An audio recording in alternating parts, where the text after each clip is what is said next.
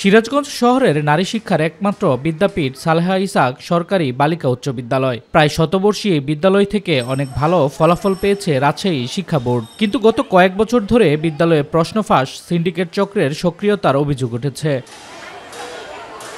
অভিযোগ রয়েছে এই বিদ্যালয়ের সিংহভাগ শিক্ষক প্রাইভেট ও কোচিং ব্যবসার সাথে জড়িত, যে কারণে এই বিদ্যালয়ে লেখাপড়া করতে হলে এই শিক্ষকদের কাছে প্রাইভেট বা কোচিং করতে হয় বাধ্যতামূলকভাবে। আর তাদের কাছ থেকে প্রাইভেট কোচিং করলে পরীক্ষার 2 দিন আগে পরীক্ষার্থীদের হাতে পৌঁছে যায় অগ্রিম প্রশ্নপত্র।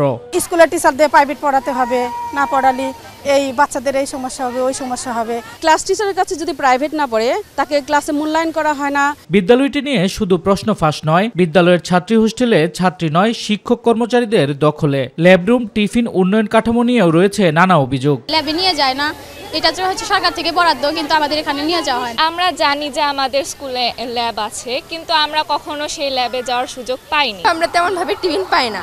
এখানে 6 মাসের ভিতরে আমরা একদিনও টিফিন পাই না। বাচ্চারা যে কখনো ল্যাবে যায় পরীক্ষা করানো কোনো কিছু হয়, এটা আমরা কখনোই দেখি নাই। আমাদের টিফিনের টাকা ঠিকই নেয়, বাচ্চাদের কোনো টিফিন নাই।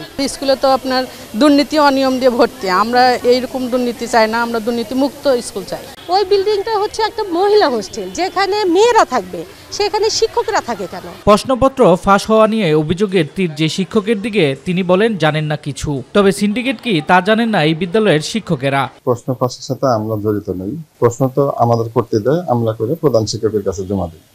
তারপরে প্রধান শিক্ষক পরীক্ষা পরিচালনা করে। তারপরে কি হয় সে দায়িত্ব তো আমাদের না, আমরা জানি না। আমি প্রশ্ন করে জমা দিয়েছি আমার প্রধান শিক্ষকের কাছে। সেখান থেকে প্রশ্ন কিভাবে যাবে, কোথায় যাবে, সেটা তো আমার জানার বিষয়। সিন্ডিকেট শব্দটা আসলে অনেক সময় শুনে থাকি, কিন্তু এর অর্থটা আমি এখন আসলে বুঝি না যে সিন্ডিকেটটা কিভাবে করে, কোথায় করে। আমার বিরুদ্ধে এই নামগুলো কেমন করে আসছে, এটা আমার আত্মসম্মানে এবং আমার মানহানি হচ্ছে। এটা একটা ষড়যন্ত্রের অংশ। আমি এর প্রতিকার চাই। প্রধান শিক্ষক জানান, তদন্ত করে অভিযোগের প্রমাণ পাওয়া গেলে ব্যবস্থা নেওয়া হবে। গার্ডিয়ান নিয়ে বসছিলাম, গার্ডিয়ান যেভাবে চাই আমি ওইভাবে রেজুলেশন করছি। আবার পরীক্ষা কমিটি নিয়ে বসছিলাম, তদন্ত করে দেবো। তদন্ত করে দেওয়ার রিপোর্ট আমি বিধি মোতাবেক অধিদপ্তরে পাঠাই দেবো, আর কপি আমি ডিসি স্যারের কাছে দিয়ে দেবো। ক্যামেরার সামনে কথা বলতে রাজি নন জেলা প্রশাসক। তবে বিষয়টি নিয়ে তদন্ত কমিটি গঠন করা হয়েছে। তদন্ত শেষে ব্যবস্থা নেওয়া হবে বলে জানান জেলা প্রশাসক। শামস তাবরিদ উচ্ছ্বাস, মাই টিভি নিউজ ডেস্ক।